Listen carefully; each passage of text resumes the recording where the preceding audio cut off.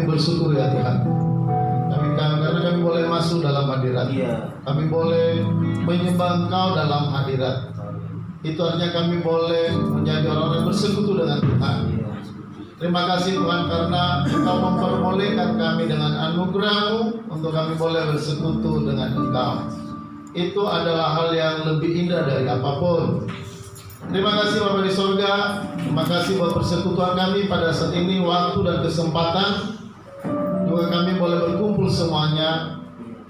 Bapa, semua karena anugerah-Mu. Dan saat ini kami mau belajar firman Allah secara khusus. Kesempatan ini kami serahkan dalam tangan Tuhan. Pasal kami dibukakan memiliki pengertian-pengertian yang murni dalam kebenaran firman Allah, sehingga kami tidak terombang-ambing dengan berbagai macam pengajaran.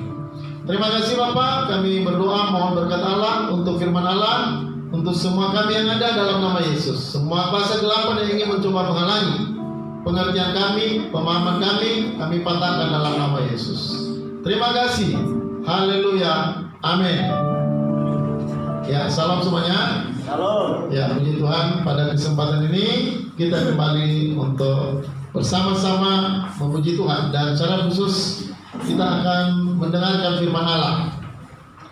Ya, saudara-saudara, pada kesempatan ini kita akan belajar tentang penebusan terbatas. Temanya penebusan terbatas. Saudara, penebusan terbatas atau Yesus mati untuk orang pilihan saja. Jadi Yesus tidak mati untuk semua orang. Nah, ini perlu kita perhatikan. Saudara, ini perlu tema ini diangkat. Kenapa? Supaya kita tahu untuk apa Yesus mati, untuk siapa Yesus mati. Ya. Dan saudara, dengan memahami ini kita akan memiliki konsekuensi dalam mempercayai firman Allah. Ya.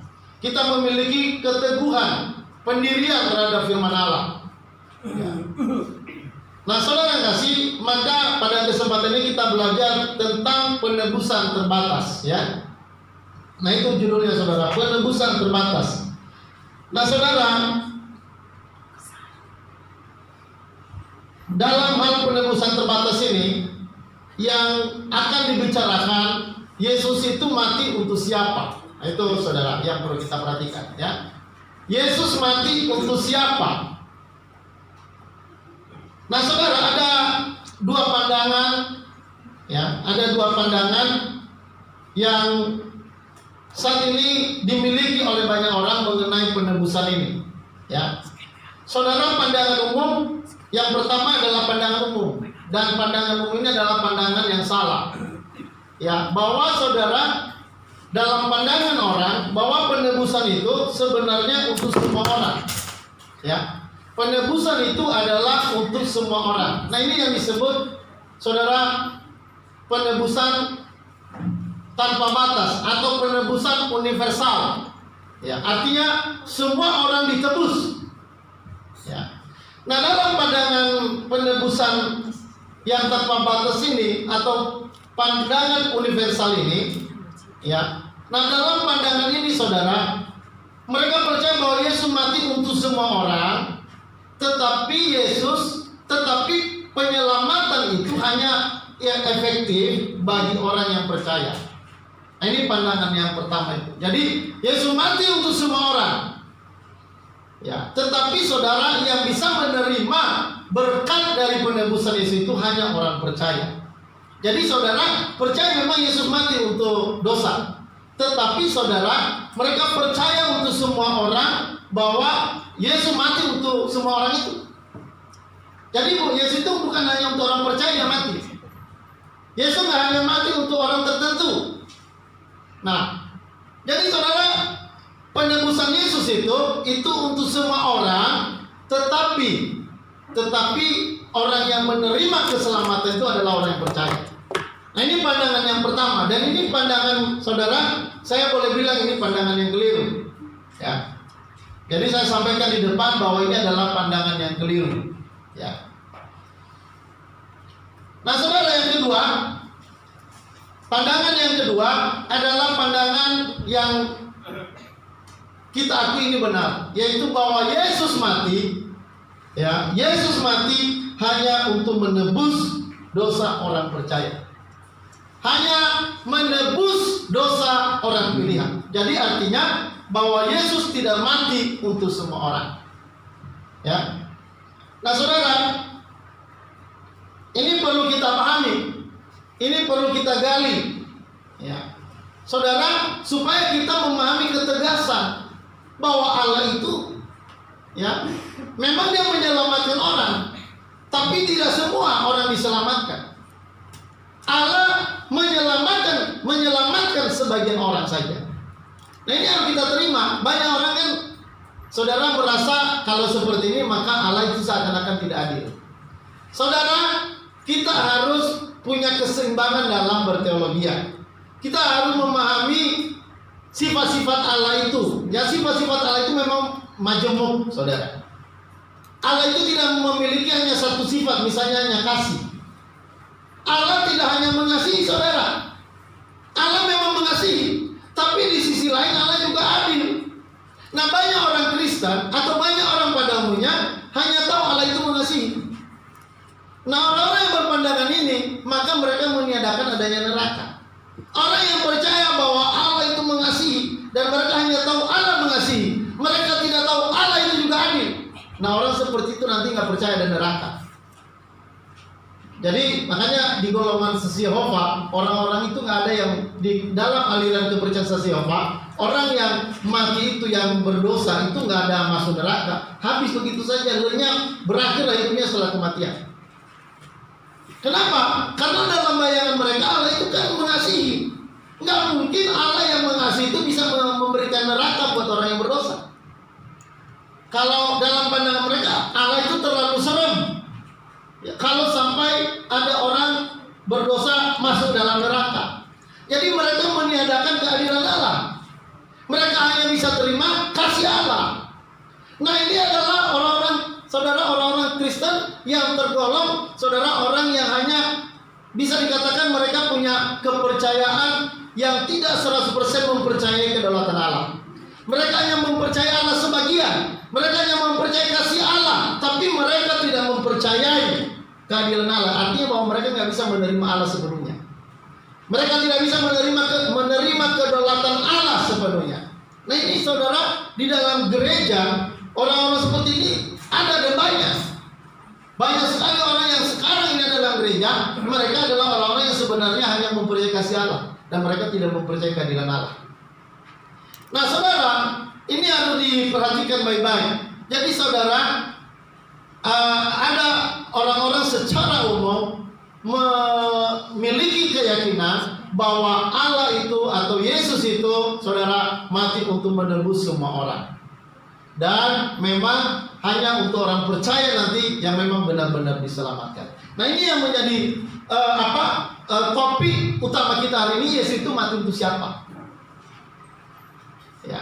Nah, saudara, dengan kita memahami ini, kita akan memiliki keteguhan dalam meyakini Allah, dalam meyakini firman Allah. Dan ini nanti akan membawa efek pengaruh dalam keyakinan kita bahwa keselamatan kita itu benar-benar tidak pernah bisa hilang. Nah, ini menjadi sebuah dasar, ya, ini menjadi sebuah fondasi untuk kita memahami bahwa memang Yesus itu kalau dia sudah mati untuk menebus orang, maka orang yang ditebus itu pasti akan selamat. Jadi dengan memahami konsep ini akan membuat kita dibawa dalam sebuah keyakinan yang merupakan keyakinan yang teguh bahwa memang orang yang ditebus itu benar-benar adalah orang yang diselamatkan. Jadi Tuhan tidak mungkin menebus orang yang tidak bisa selamat. Tuhan tidak akan pernah menebus orang yang masuk neraka. Bagaimana Tuhan menebus orang yang masuk neraka? Kalau Yesus menebus orang yang masuk neraka, berarti Yesus itu gagal. Nah, ini harus diperhatikan, saudara. Karena kebenaran ini memang tidak ada duanya. Kebenaran kita itu ada dalam satu kesatuan yang saudara benar-benar tidak ada pertentangan satu sama lain. Ya, nah kita bisa menyelidiki Alkitab bahwa Alkitab ini memberi kita kebenaran-kebenaran sejati. Alkitab memberi kita firman Allah yang benar-benar firman Allah. Itu hanya kita bisa peroleh dari Alkitab. Dan Alkitab itu, saudara, itu merupakan kebutuhan utama kita. Kita perlu memahami hal seperti ini. dalam Alkitab ada banyak berbicara tentang penebusan.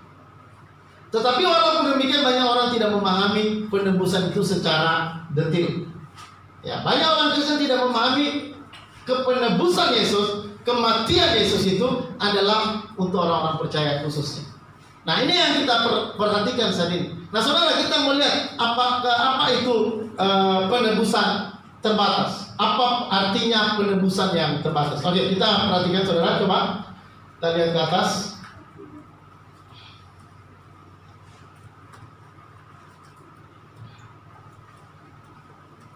Jadi saya ulang bahwa ada dua pandangan. Yang pertama bahwa Yesus mati untuk semua orang, dan pandangan yang kedua Yesus mati hanya untuk orang yang percaya atau orang pilihan. Nah, ini harus saudara kita bisa menerima kebenaran ini, ya. Ini akan membantu kita untuk memiliki keteguhan dalam berteologi atau keteguhan atau konsistensi kita dalam menerima kebenaran firman Allah. Banyak orang yang saya tahu hanya menerima sebagian firman Allah. Kalau kita menyampaikan kebenaran ini, mereka akan menolak dan mereka berkata kita harus lihat konteksnya. Ya. Mereka akan berkata kita harus lihat konteksnya dulu. Ya. Padahal Alkitab kita berbicara secara eksplisit. Ya. Alkitab berbicara secara eksplisit. Artinya Alkitab tanpa ditafsir, ya, ada ayat-ayat Alkitab yang tidak membutuhkan tafsiran, yang tidak perlu melihat konteks. Ya, artinya penulisan Alkitab itu atau penulisan ayat itu cukup jelas, sehingga kita nggak membutuhkan penafsiran yang terlalu jelimet. Ya, nah saudara,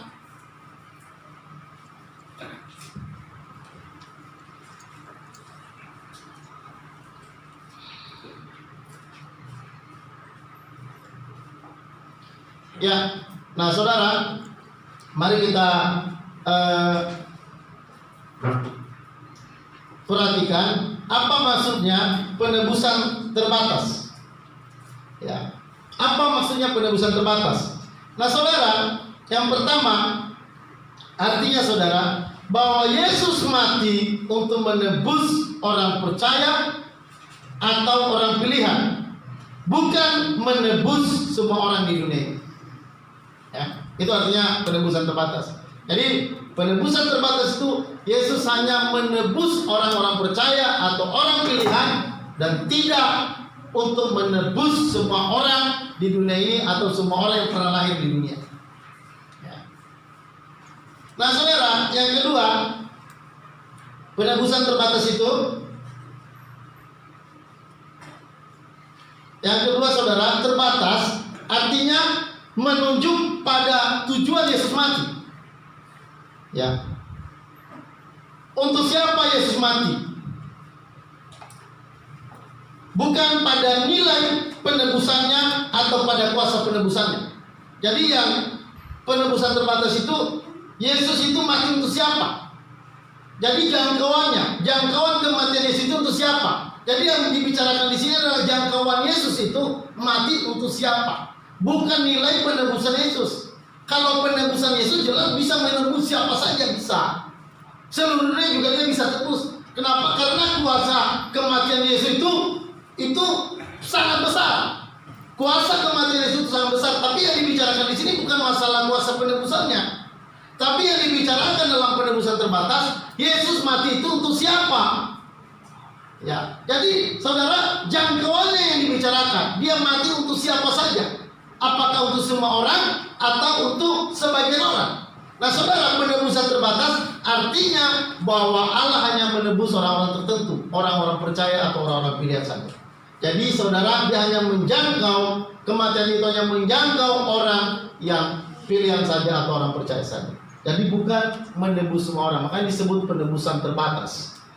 Ya, artinya penebusan itu terbatas hanya untuk orang-orang tertentu yang sudah dipilih oleh Allah dari sejak semula. Ya, atau kepada siapa Allah bermurah hati. Nah, jadi saudara, yang pertama tadi bahwa penebusan terbatas itu artinya bahwa Yesus ya menebus hanya orang-orang pilihan saja. Ya. Yang kedua, penebusan terbatas itu artinya menunjuk kepada jangkauan kematian Yesus itu untuk siapa saja. Jadi bukan untuk semua orang. Jadi jangkauannya bukan berbicara mengenai kuasa atau nilai dari penebusan Yesus itu. Ya. Nah, saudara, yang ketiga, penebusan terbatas itu, ya, saudara, artinya bahwa hubungan penebusan atau kematian Yesus dengan orang yang bukan, ya, dengan orang yang bukan pilihan. Memang saudara ada hubungannya dengan orang yang bukan pilihan. Nah, perhatikan baik-baik, seandainya tidak ada pemilihan, saudara, jadi penebusan Kristus itu berhubungan dengan pemilihan. Ini salah ya, bukan kata bukan pemilihan. Nah, perhatikan saudara, hubungan penebusan kematian Yesus itu sangat erat hubungannya dengan kata pemilihan. Ya, saudara ingat, orang yang diselamatkan itu adalah orang yang dipilih. Dipilih oleh Allah. Kenapa Allah memilih? Ya, kenapa Allah nggak menyelamatkan semua orang? Ya, karena saudara, memang tidak semua orang bisa diselamatkan. Kenapa? Karena kalau semua orang diselamatkan, itu artinya Allah tidak adil. Jadi dia menumbur keadilannya. Dia melawan keadilan. Jadi makanya tidak bisa semua orang berdosa itu diselamatkan. Jadi saudara, bagi orang yang tidak diselamatkan, saudara, itu keadilan Allah. Ya, itu yang yang berdiri kepada mereka, atau yang keadilan Allah yang membuat mereka itu, saudara, sehingga mereka tidak bisa diselamatkan. Jadi saudara, orang yang dibinasakan itu artinya orang yang menerima keadilan Allah. Ya. Nah, karena semua orang telah berdosa, berarti semua orang akan masuk neraka. Maka karena itu Allah menyelamatkan sebagian. Tentu tidak semua, karena kalau semua itu berarti Allah melawan keadilannya. Nah, makanya saudara, hubungan penebusan ini ada hubungannya dengan pemilihan. Ya, kata pemilihan, perhatikan kata pemilihan saudara ya. Ya.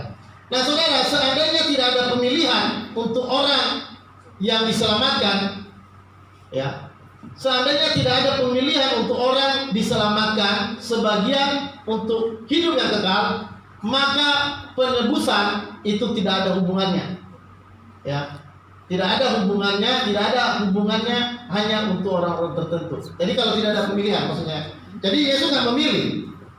Ya, maka tidak ada, artinya bahwa tidak ada penebusan buat orang tertentu. Itu maksudnya seperti itu. Jadi kalau sampai ada pemilihan, kita bisa menerima doktrin pemilihan bahwa semua orang tidak bisa diselamatkan. Ya, tapi Allah memilih orang-orang sebagian yang berdosa ini untuk diselamatkan. Ya. Nah, saudara, karena ada pemilihan itu, kita bisa menerima pemilihan. Makanya kan di dalam Alkitab kita dikatakan Allah telah memilih kamu sejak dari semula. Ya, jadi kata pilihan itu ada. Orang yang diselamatkan itu artinya orang yang dipilih selamat. Ya.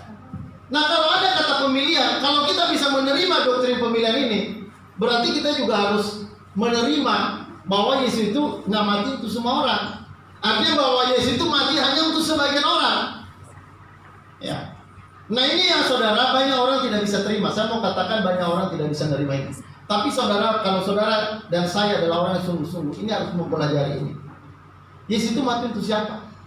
Karena dengan pendirian ini, ya, itu yang saya katakan tadi, kalau Yesus sudah mati untuk tebus kita, itu tidak akan pernah mungkin kita bisa hilang. Kita tidak mungkin bisa kehilangan dari karya penebusan Yesus itu. Karena sekali Tuhan Yesus membayar kita, itu artinya selamanya kita diselamatkan.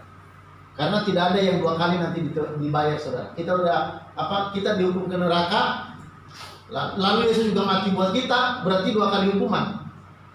Ya. Nah, berarti Allah kalau begitu tidak adil. Nah, makanya saudara, Allah memilih. Dan karena ada pemilihan, maka ini berarti saudara, kita harus yakin, terima bahwa Yesus itu hanya menebus sebagian orang. Ya, dia memilih, artinya tidak semua orang. Kalau dipilih kan namanya kata pilihan kan. Dia memilih, berarti tidak semua. Ya. Nah, kita menemukan dalam Alkitab tentang ayat-ayat pemilihan. Kita sudah belajar itu. Ya, kita sudah belajar dalam Alkitab bahwa Allah memilih orang-orang yang percaya itu dari sejak semula untuk diselamatkan. Nah, saudara, Nah, tetapi penegasan bahwa penebusan mempunyai hubungan khusus dengan orang-orang pilihan tidak berarti bahwa penebusan itu tidak mempunyai hubungan dengan orang yang tidak percaya. Jadi saudara, penebusan itu artinya Allah menebus orang-orang pilihan. Berarti dengan orang yang tidak percaya, berarti itu dibiarkan untuk tidak menerima penebusan itu. Ya, jadi artinya saudara bahwa penebusan terbatas itu yang pertama bahwa Yesus mati hanya menebus orang percaya atau orang pilihan saja. Ya. Yang kedua, saudara, terbatas artinya menunjuk hanya kepada orang tertentu, bukan semua orang. Ya, itu namanya terbatas. Nah, saudara, yang ketiga, saudara, hubungan penebusan itu sangat erat dengan doktrin pemilihan.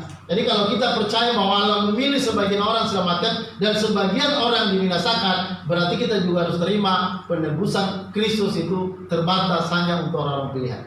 Halo, amin? Oke, kita coba baca dulu satu ayat tentang pemilihan. Ya, tolong dibaca Pak Heri di dalam Efesus pasal 1 ayat 4. Satu aja dulu kita baca ya. Ini di sini saya nggak tulis ayatnya. Karena ini ayat yang buat kita di tempatnya adalah ayat yang sudah biasa kita dengarkan. Hanya kita coba lihat dulu ayat. Efesus pasal 1 ayat 4. Efesus pasal 1 ayat 4. Sebab di dalam Dia Allah telah memilih kita sebelum dunia dijadikan supaya kita kudus dan tak bercacat di hadapannya. Ya. Sebab apa sebab? Di dalam Dia. Di dalam Dia Allah telah memilih kita. Allah telah memilih kita. Sebab di dalam Dia Allah telah memilih kita. Dan kita menemukan kata pilihan. Jadi orang-orang yang selama ini orang-orang pilihan. Ya, saudara, itu kalau sudah sampai percaya, itu artinya Anda adalah orang pilihan. Ya, makanya kita suka nyanyi, kita umat pemuji, umat pilihan, kita umat perjanjian. Ya, dari semula telah kau tetapkan hidupku dalam tangan. Jadi pemilihan kita itu bukan waktu kita percaya, pemilihan kita itu sebelum dunia ada. Allah telah memilih kita sebelum dunia ini ada. Kita belum ada sudah dipilih dulu. Bagaimana itu? Itu kehebatan Allah. Kita nggak paham bagaimana Allah memilih kita belum lahir. Tapi pemilihan itu terjadi bukan waktu kita percaya, bukan waktu kita lahir, tetapi pemilihan itu terjadi sebelum kita percaya. Belum kita percaya sudah dipilih dulu. Ya, jadi ini sebuah hal yang ketegasan. Kalau sampai saudara Allah memilih, itu juga artinya berarti bahwa Allah hanya menebus orang-orang yang dipilih. Nggak mungkin orang yang tidak dipilih untuk diselamatkan lalu ditebus oleh Tuhan. Jadi saudara, penebusan terbatas itu sangat berhubungan dengan pemilihan. Ya, doktrin pemilihan. Kenapa Allah memilih? Nah, ini kalau mau kita bahas lagi, kenapa Allah memilih? Karena semua orang telah berbuat dosa. Manusia semuanya sudah rusak total. Sehingga karena manusia sudah rusak total, artinya bahwa semua manusia masuk neraka, maka Allah memilih sebagian. Nah, itu makanya muncul kata pilihan. Dan kata pilihan ini dalam Alkitab itu kita menemukan banyak sekali.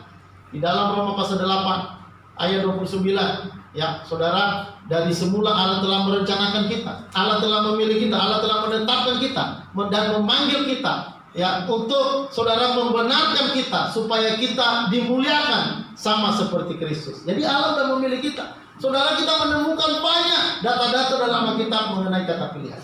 Jadi kalau sampai saudara percaya, itu artinya Anda adalah orang pilihan. Halo, amin? Amin. Oke, jadi kita nggak perlu meragukan ini bahwa penebusan terbatas itu berhubungan dengan doktrin pemilihan. Ya, Allah memilih sebagian orang untuk diselamatkan, dan orang-orang yang dipilih itu pasti cirinya adalah orang yang percaya. Oke, lanjut.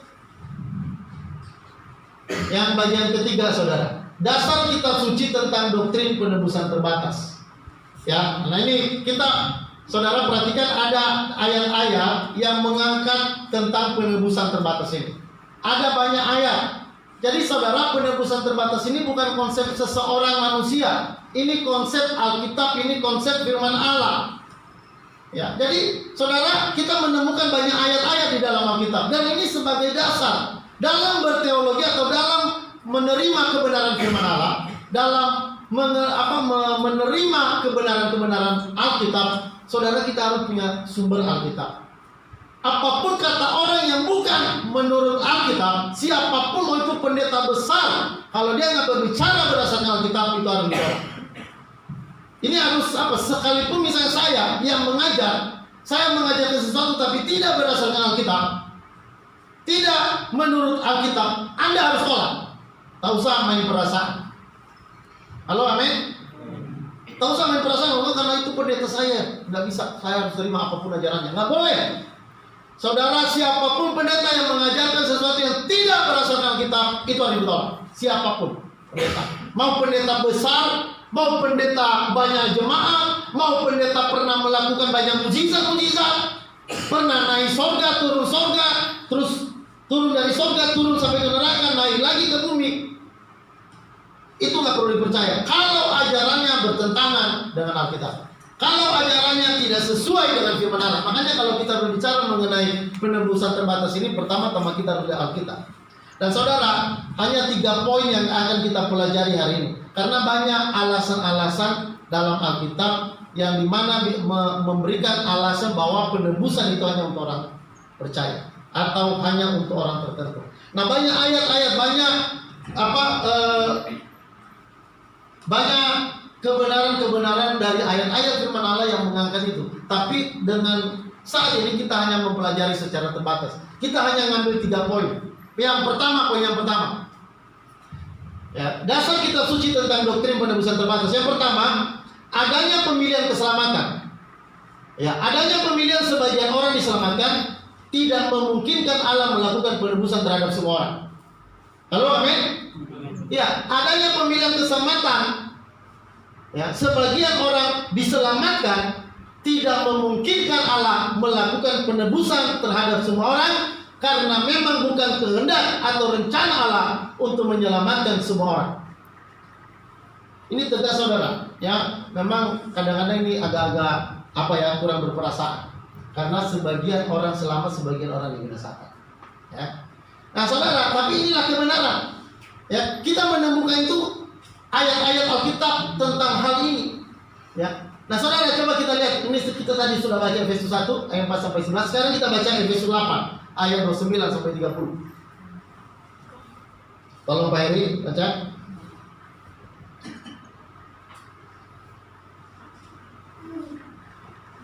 Roma 8 ayat 29 sampai 30.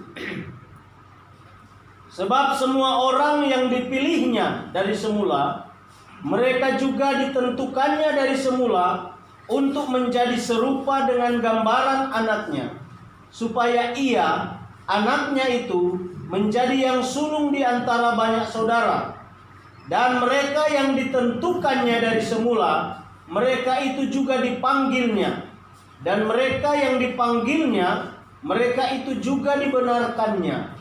Dan mereka yang dibenarkannya, mereka itu juga dimuliakannya. Nah, kita coba perhatikan ayat Roma 8 ayat 29 sampai 30. Sebab semua orang yang telah dipilihnya dari semula. Ya, sebab semua orang yang telah dipilihnya. Perhatikan kata dipilih. Jadi ada pemilihan. Allah itu memilih, bukan ngambil sembarangan, bukan acak. Enggak, Allah memilih. Ya.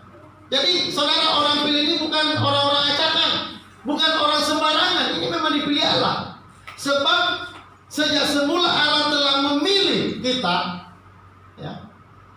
Dan apa lagi saudara? Selain itu apa? Mereka juga ditentukannya dari semula. Dari semula. Mereka yang dipilih dari semula, mereka juga ditentukan dari semula. Wah, saudara, ini Alkitab sangat jelas. Nah, persoalannya banyak orang yang membahas Alkitab.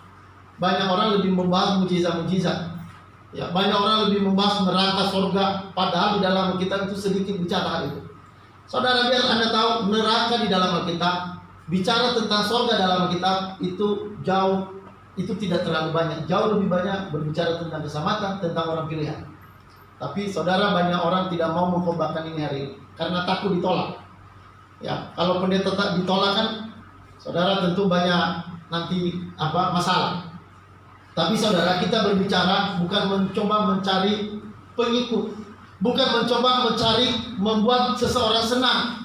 Saudara, kita bicara firman Allah apa adanya. Ya, kita nggak boleh mencoba berbicara firman Allah yang saudara yang tidak ada hubungannya atau yang tidak merupakan hal-hal penting yang dituliskan Alkitab.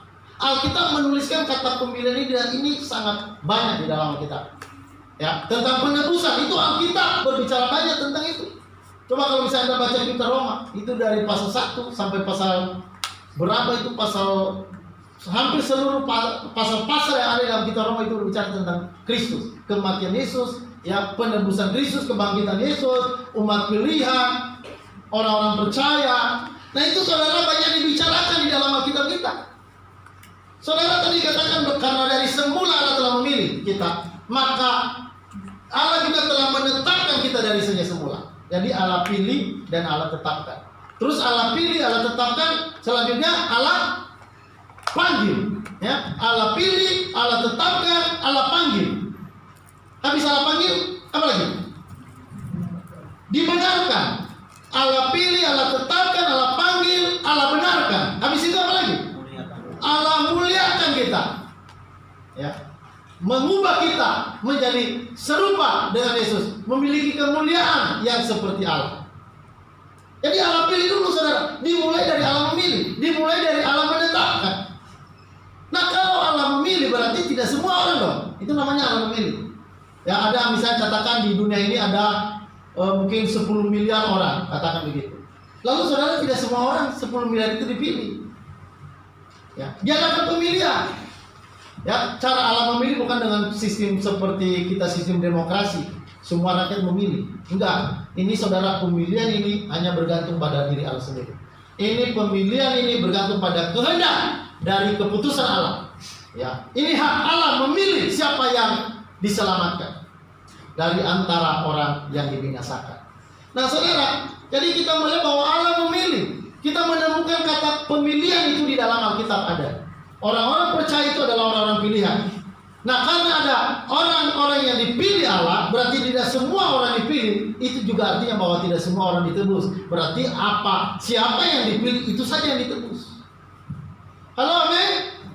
Saudara, ini sebenarnya menggairahkan. Kebenaran ini kenapa menggairahkan? Karena ini memberi kita ketegasan bahwa memang kalau kita sudah ditebus, kalau kita sudah dipilih, nggak mungkin bakalan bisa binasa. Bagaimana tuh udah bayar kita, lalu kita lagi bayar nanti masuk neraka lagi. Itu kan bayar 2 kali namanya saudara. Kalau kita bayar 2 kali, wah itu namanya nggak adil. Allah tidak adil.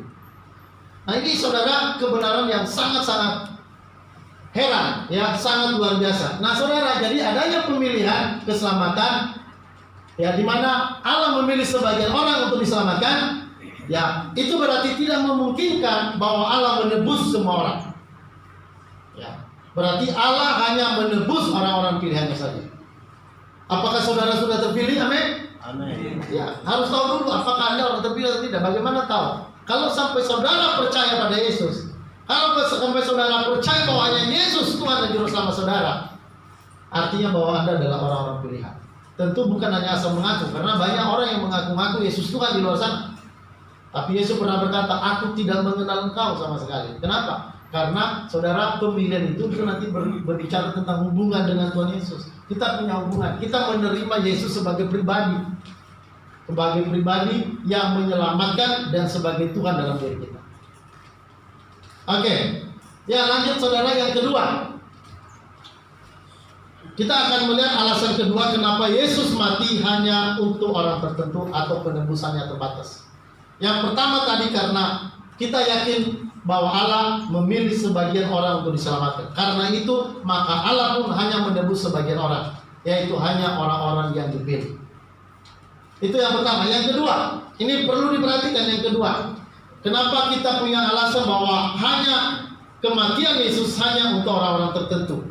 Ya, ayat yang bagian kedua, perhatikan saudara. Ajaran bahwa Kristus mati untuk semua orang adalah menimbulkan ajaran sesat dan salah. Jadi kalau Yesus mati untuk semua orang ini menimbulkan ajaran sesat. Ya, coba kita lihat. Kalau Kristus mati untuk semua orang, maka hanya 2 kemungkinan yang terjadi. Pertama, Kristus atau Allah berhasil mencapai tujuannya dan ini menghasilkan universalisme. atau ajaran yang mengatakan bahwa semua orang akan masuk surga atau semua selamat, tidak ada yang ke neraka. Jadi saudara, kalau kita bilang Yesus mati untuk semua orang, ini akan menimbulkan ajaran sesat. Berarti kalau Yesus mati untuk semua orang, itu artinya bahwa kita yakin bahwa semua orang masuk surga, tidak ada yang ke neraka. Ya. Apakah Anda yakin bahwa semua orang masuk surga? Apakah Anda yakin bahwa semua orang tidak ada yang ke neraka? Semua masuk surga, neraka kosong.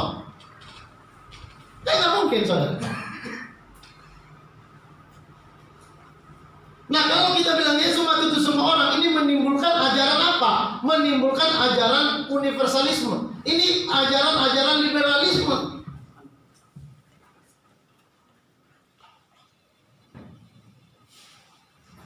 Nah, saudara, ini ajaran liberal, di mana semua orang selamat. Nah, ini yang harus kita perhatikan baik-baik. Jadi kalau misalnya kita bilang Yesus mati untuk semua orang, berarti semua orang bisa masuk surga.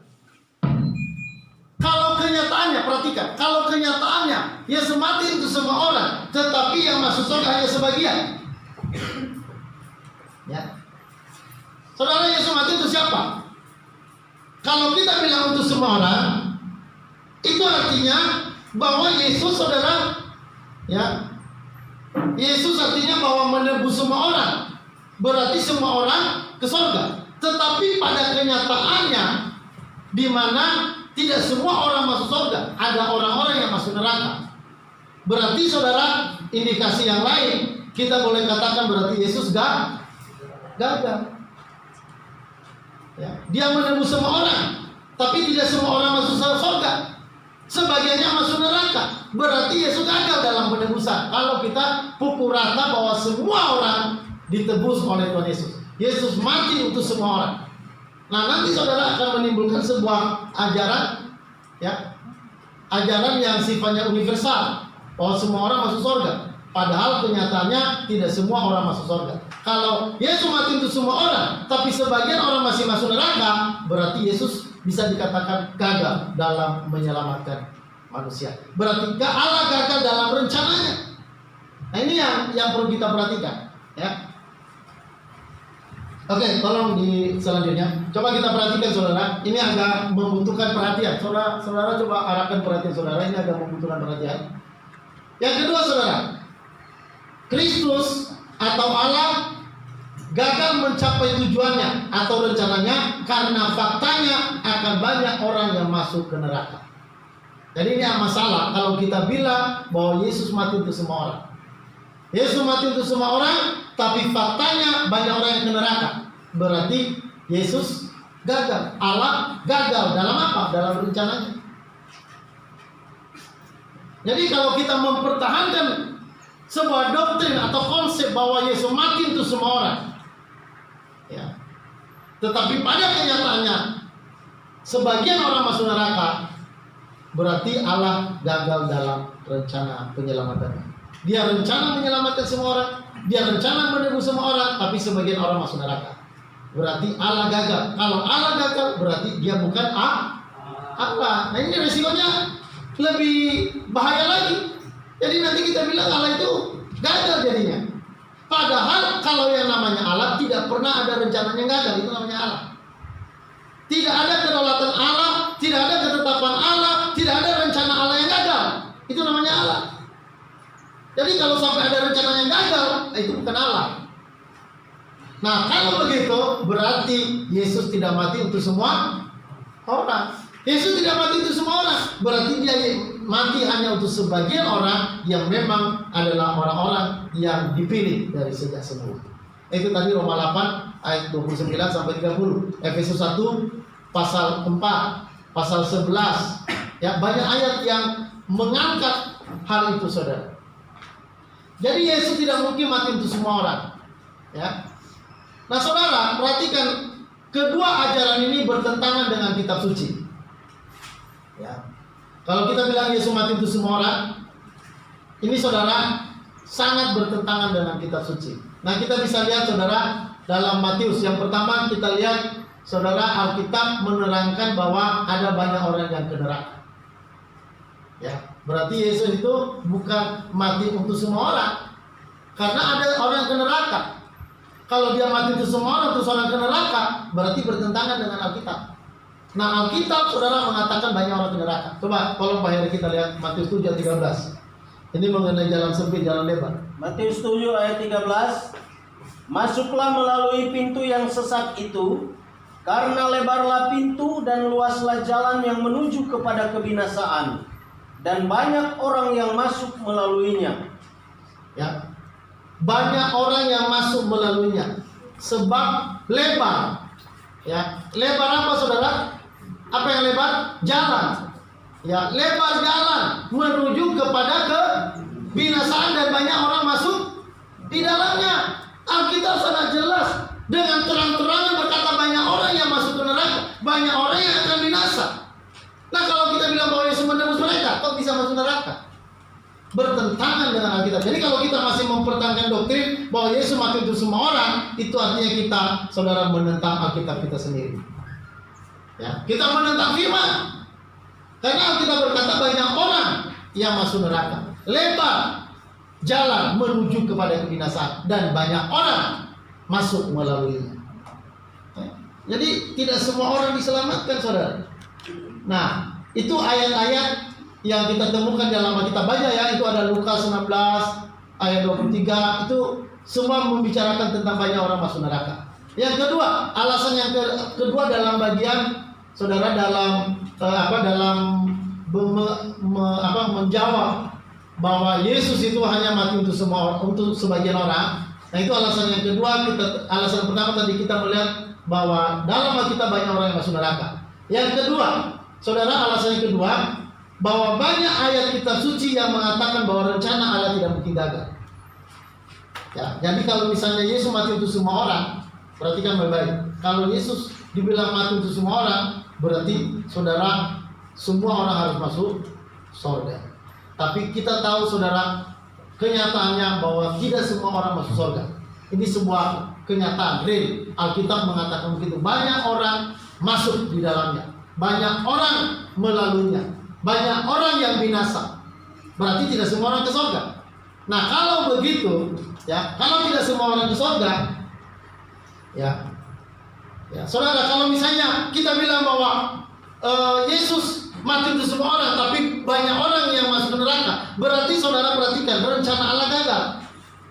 Padahal Allah tidak pernah gagal dalam berencana. Semua rencana Allah itu tidak akan pernah ada yang gagal. Nah, ini kita melihat ayat-ayat. Tolong Pak Heri baca di dalam Ayub pasal 42 ayat 2. Ini ayatnya. Baca saudara ayat-ayat yang mengatakan begitu. Tolong. Ayub 42 ayat 2. Aku tahu bahwa engkau sanggup melakukan segala sesuatu, dan tidak ada rencanamu yang gagal. Ya, saudara, Ayub berbicara bahwa dia tahu bahwa Tuhan, ya, saudara, tidak pernah gagal dalam membuat rencana. Rencananya apapun itu pasti terlaksana dan tidak pernah gagal. Jadi kalau misalnya Allah menebus semua orang, itu tidak bakalan gagal kalau memang Allah mau menebus semua orang. Tapi persoalannya Allah tidak menebus semua orang. Allah hanya menebus sebagian orang. Ya. Jadi saudara, tidak mungkin kalau sampai Yesus menebus semua orang, penebusannya untuk semua orang, tapi sebagian orang masuk neraka, itu tidak mungkin. Kenapa? Karena Allah tidak mungkin gagal. Karena Ayub tadi berkata, tidak ada rencanamu yang gagal. Tidak ada rencana Allah yang gagal. Kita lihat lagi saudara Mazmur 33. Tolong baca Pak Heri. Ada banyak ayat ya, tapi kita hanya beberapa ayat saja, nanti pelajari sendiri di rumah, baca sendiri. Oke, Mazmur 33 ayat 10 sampai 11. Mazmur 33 ayat 10 dan 11. Tuhan menggagalkan rencana bangsa-bangsa. Ia meniadakan rancangan suku-suku bangsa. Tetapi rencana Tuhan tetap selama-lamanya, rancangan hatinya turun-temurun. Rencana Tuhan tetap selama-lamanya, ya, dan rancangannya turun-temurun. Saudara, rencana Tuhan tidak ada yang gagal. Jadi apa yang Allah lakukan, apa yang Allah rencanakan, apa yang Allah pilih, apa yang Allah tetapkan, itu pasti terjadi. Dan tidak ada yang gagal. Ini yang harus kita memperhatikan saudara. Ini akan menolong kita untuk memiliki keteguhan dalam beriman. Ya, banyak orang-orang yang teguh dalam iman. Banyak orang-orang yang masih bimbang dalam hal iman. Tapi kalau sampai saudara adalah orang percaya yang benar-benar dipilih, pasti Anda tidak akan ragu mengenai ini. Ya. Oke, lanjut saudara. Di dalam Yesaya 14, ya satu ayat ini aja, nanti ayat lain baca di rumah. Oke, Yesaya 14 ayat 24. Mungkin sampai ya 24 aja, coba dibaca dulu, jangan salah. Oke, baca Ferry. Yesaya 14 ayat 24 sampai 27. Ya. Tuhan semesta alam telah bersumpah firman-Nya, sesungguhnya seperti yang kumaksud, demikianlah akan terjadi, dan seperti yang kurancang, demikianlah akan terlaksana. Aku akan membinasakan orang Asyur dan dalam negeriku dan menginjak-injak mereka di atas gunungku. Kuk yang diletakkan mereka atas umatku akan terbuang, dan demikian juga beban yang ditimpakan mereka atas bahunya. Itulah rancangan yang telah dibuat mengenai seluruh bumi, dan itulah tangan yang teracung terhadap segala bangsa. Ya. Tuhan semesta alam telah merancang, siapakah yang dapat menggagalkannya? Ya. Tangannya telah teracung. Amin. Siapakah yang dapat membuatnya ditarik kembali? Ya, siapa yang bisa menggagalkan rencana Allah, saudara? Siapa yang bisa membantah atau menggagalkan rencana Allah? Tidak ada. Ya. Dia dikatakan tadi di dalam ayat 24, seperti yang aku maksud demikianlah yang terjadi. Seperti yang kurancang demikianlah yang akan terlaksana. Jadi kalau Tuhan merancang penebusan, ya, kalau penebusan untuk semua orang, berarti semua orang diselamatkan. Tapi kalau penebusan hanya untuk orang pilihan, berarti itu juga hanya itu yang terjadi dan tidak mungkin semua orang masuk surga. Ya, jadi saudara, seperti yang dirancang Tuhan, seperti yang dimaksud Tuhan, itulah yang terjadi, itulah yang terlaksana. Ya, tidak ada rencana Allah yang gagal. Hanya kalau mempelajari Alkitab, saudara perhatikan, ya, ayat-ayat itu dia punya detil-detil, ayat-ayat, nggak boleh kita lewatkan. Ya, kita harus pahami, kita harus pelajari, ya, supaya apa, saudara? Supaya kita tahu maksud daripada rencana Allah dalam diri kita. Allah punya rencana yang hebat buat saudara. Bagi orang pilihan, Allah punya rencana yang indah. Allah punya rencana yang luar biasa bagi kita. Allah mau supaya kita hidup kudus. Allah mau supaya kita hidup di dalam Dia. Allah mau supaya kita nanti bisa ada bersama Dia di dalam sorga. Ini rencana Allah. Dan rencana Allah ini nggak mungkin ada yang gagal. Halo, amin? Ya, oke, lanjut. Ya, ini bagian terakhir yang ketiga. Ya, nanti ke depan kita masih banyak poin-poin, alasan-alasan kenapa penebusan itu hanya terbatas, hanya untuk orang-orang pilihan. Saudara, yang ketiga, ini alasan yang ketiga bahwa penebusan itu terbatas, bukan untuk semua orang. Yang ketiga, kalau Kristus mati untuk semua orang, perhatikan, maka kalau orang masuk neraka berarti dihukum 2 kali. Ini jelas tidak adil. Jadi Yesus mati untuk semua orang, tapi pada kenyataannya orang yang diterima itu masuk neraka, berarti penghukuman 2 kali. Nah, berarti Allah tidak adil. Ya. Jika Kristus telah mati untuk kamu, maka kamu tidak akan pernah bisa terhilang. Pembayaran Kristus cukup 1 kali. Jadi kalau Allah sudah membayar kita, saya dan saudara sudah dibayar oleh Allah. Ya, saudara, selamanya kita tidak akan dapat hukuman lagi. Kita sudah dibayar, hukuman sudah dijatuhkan oleh kematian Yesus, kita dibayar semuanya. Lalu bagaimana kita mau dihukum lagi? Nggak bisa. Jadi tidak ada penghukuman lagi. Makanya di dalam Roma pasal 8, coba tolong baca Roma 8 ayat 1. Coba perhatikan ayat ini ya. Diperhatikan, ini ayat yang pertama sekali ketika saya bertobat. Ini ayat yang paling menguatkan dalam diri saya. Coba tolong bayari Roma 8 ayat 1.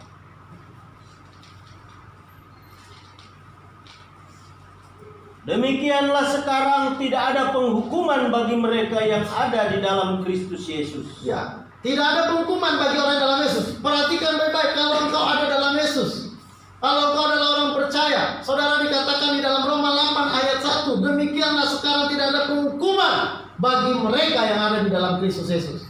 Sudah tidak ada penghukuman. Sekali yang kita berkata tidak ada penghukuman, selamanya itu akan terjadi.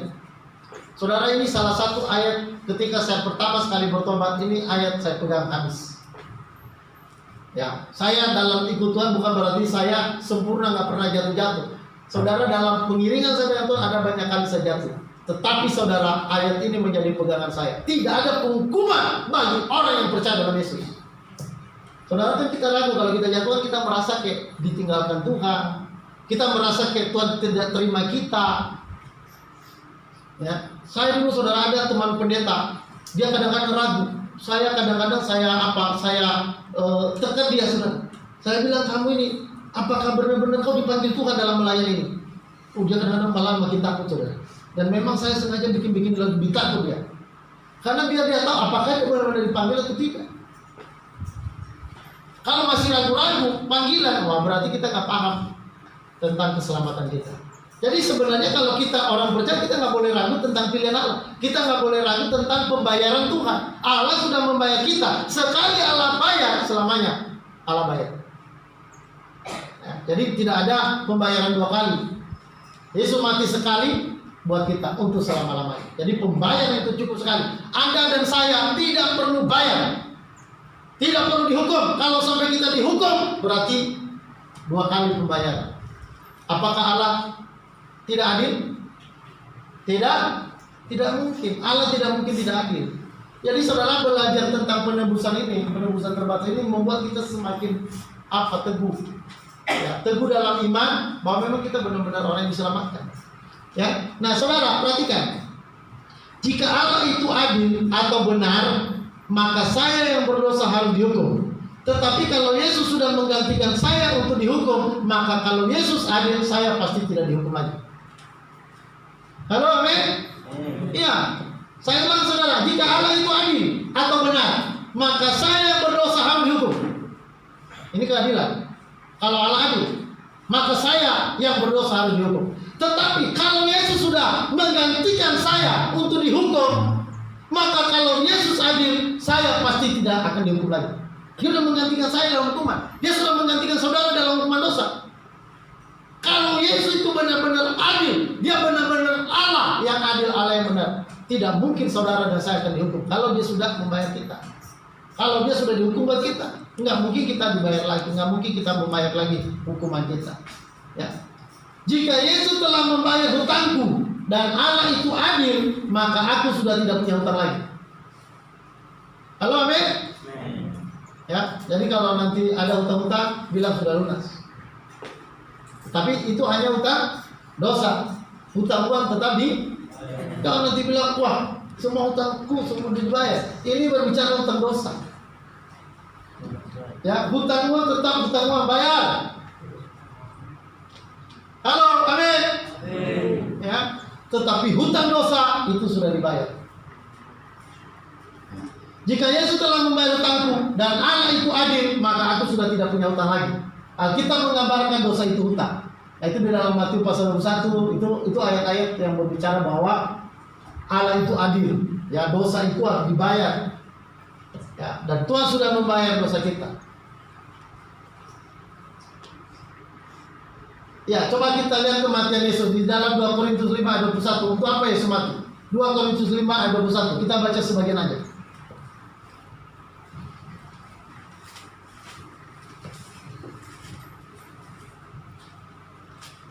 2 Korintus 5 ayat 21. 2 Korintus 5 ayat 21. Firman Tuhan.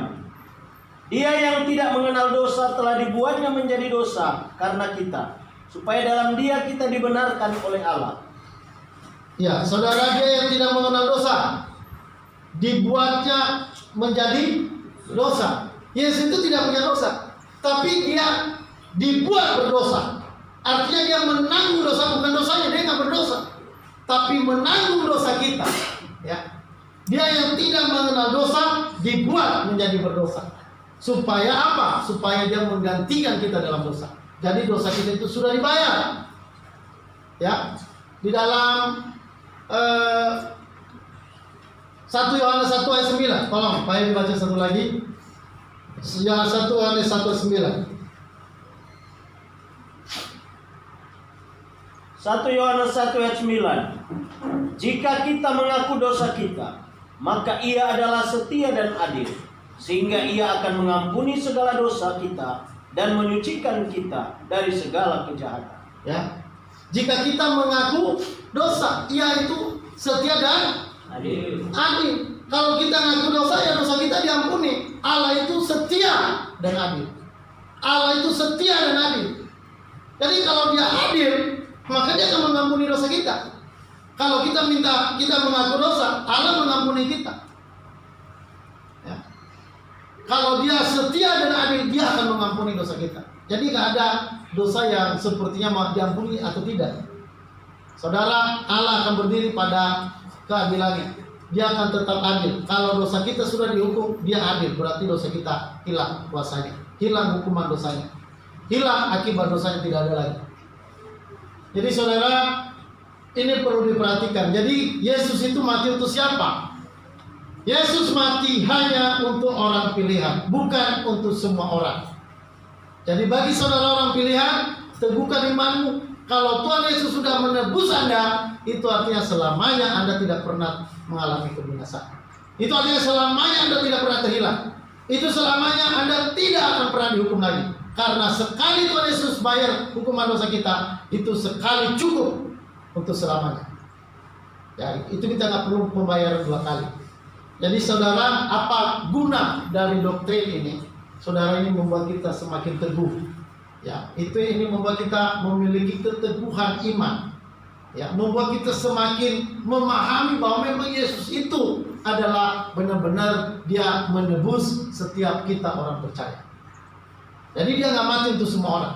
Kalau ada yang Dia tebus tapi masuk ke neraka, ya itu tidak mungkin terjadi. Ya, Dia tebus tapi masuk ke neraka, itu tidak akan bakalan terjadi. Jadi kalau saudara sudah ditebus, itu Anda tidak mungkin masuk neraka. Ya, ini kebenaran yang sangat luar biasa. Buat saya, saudara, kebenaran ini membuat saya semakin hari semakin rasa syukur saya semakin tinggi. Saya semakin sadar saya adalah orang-orang yang benar-benar spesial di mata Tuhan.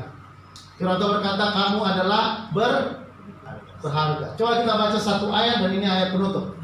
Di mana ada ayat yang berkata, kamu berharga di mataku, karena di mataku kamu berharga. Di mana itu ayat? Hah? Coba cari di mana? Jangan cari di Yeremia, tidak ada itu. Apalagi di Kejadian. Itu cari di Yesaya. Coba cari Yesaya 43 ayat 3. Kalau dibaca, Pak Heri saja yang baca. Karena engkau berharga di mataku. 43 ayat 4, bukan 3, ayat 4. Coba.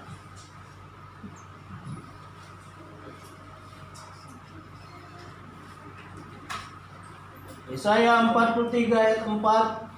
Oleh karena engkau berharga di mataku dan mulia, dan aku ini mengasihi engkau, maka aku memberikan manusia sebagai gantimu, dan bangsa-bangsa sebagai ganti nyawamu. Ya.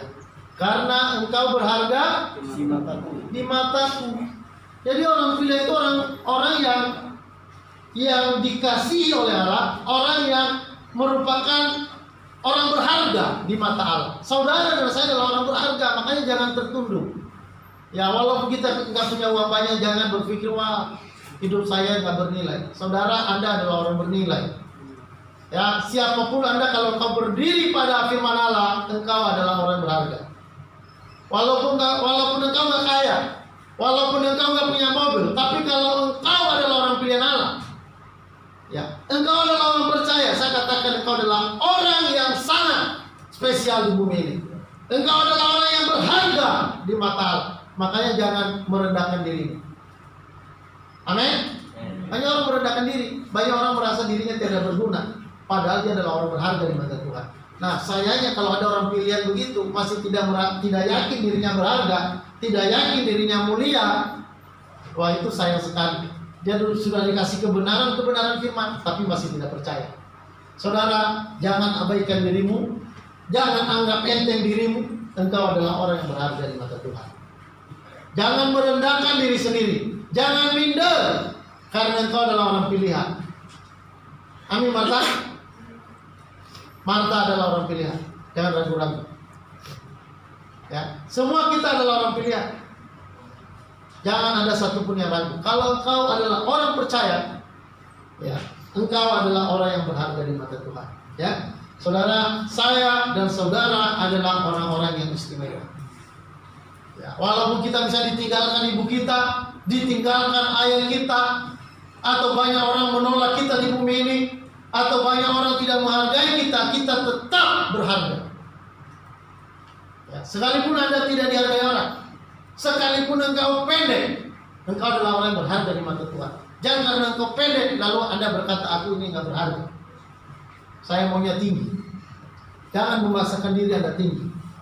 Yang rendah, terima diri Anda sebagai orang yang pendek. Yang tinggi, terima diri Anda sebagai orang tinggi. Anda adalah orang yang spesial, orang yang sangat berharga. Engkau adalah orang pilihan, engkau adalah orang mulia di pandangan Allah. Jadi mari cara pandang kita rubah. Jangan melihat diri sendiri, lihat diri Anda di dalam kacamata Allah. Ya, dalam cermin Allah. Anda siapa? Ya. Saudara, kita ini adalah orang-orang tebusan Allah. Dia sudah membayar kita dengan darahnya, dengan lunas. Saudara, lunas kita dibayar. Kita sudah dibebaskan dari kehidupan yang sia-sia. Kita sudah dibebaskan dari kehidupan masa lalu kita. Kita sudah dibebaskan dari hukuman neraka. Kita sudah dibebaskan dari kuasa iblis. Nggak ada iblis yang menguasai kita. Makanya Tuhan kalau malam-malam misalnya turun kencing ke kamar mandi, tidak ada yang takut-takut. Amin. Jangan minta-minta ditemani. Tolong temani. Ada hantu belau. Tidak ada, saudara. Ya, kita ini anak Tuhan, berharga, sangat dipelihara Tuhan. Kita adalah biji mata Tuhan. Oke, saudara, itu aja kebenaran firman Tuhan yang kita bisa dengarkan pada pagi hari ini. Mari kita berdoa. Bapa di surga, kami bersyukur buat kebenaran firman Allah yang kami dengarkan pada kesempatan ini. Tuhan, terima kasih buat semua kebenaran ini. Membuat kami semakin teguh, membuat kami semakin yakin, membuat kami semakin kuat, dan memiliki keyakinan, keberanian yang semakin hari semakin kuat, keteguhan yang semakin kuat. Terima kasih buat firman Allah yang sudah kami dengarkan. Terima kasih buat kebenaran sejati. Terima kasih, terpujilah Engkau selama-lamanya. Dalam nama Yesus kami berdoa dan bersyukur. Haleluya. Amin.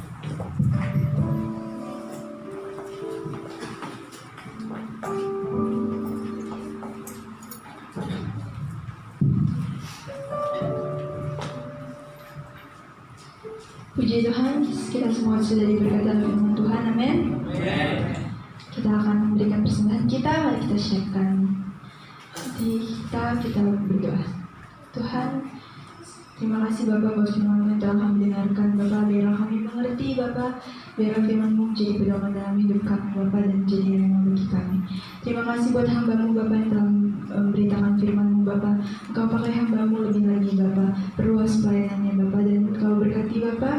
Kami akan memberikan persembahan kami. Engkau berikan tangan-tangan, Engkau berkati tangan-tangan yang memberi dan yang belum bisa memberi, kiranya persembahan yang kami berikan Bapak dapat memperluas pelayanan-Mu. Terima kasih Tuhan, hanya dalam nama-Mu, haleluya, amin. Yang bertugas boleh mempersiapkan diri, kita angkat pujian kita senada dan bersuara.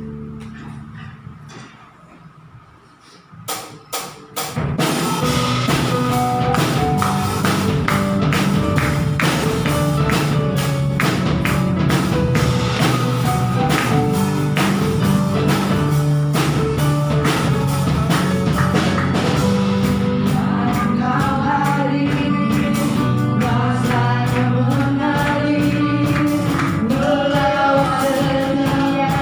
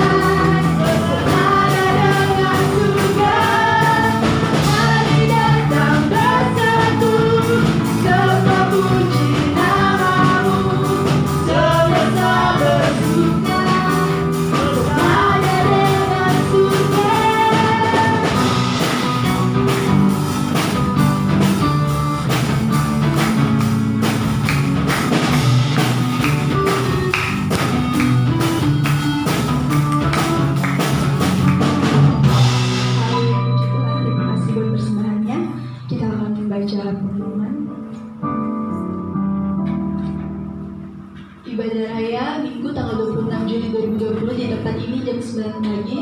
Praise and worship leadernya Saudari Tiwi, singernya Saudari Desi, musik Saudara Aldo dan tim. Puji Tuhan, kita akan menutup ibadah kita. Saya undang jemaat Tuhan untuk berdiri. Terima kasih Tuhan. Haleluya Bapa. Tuhan, Kau sempurna Bapa. Kami menyerahkan hidup kami kepadamu.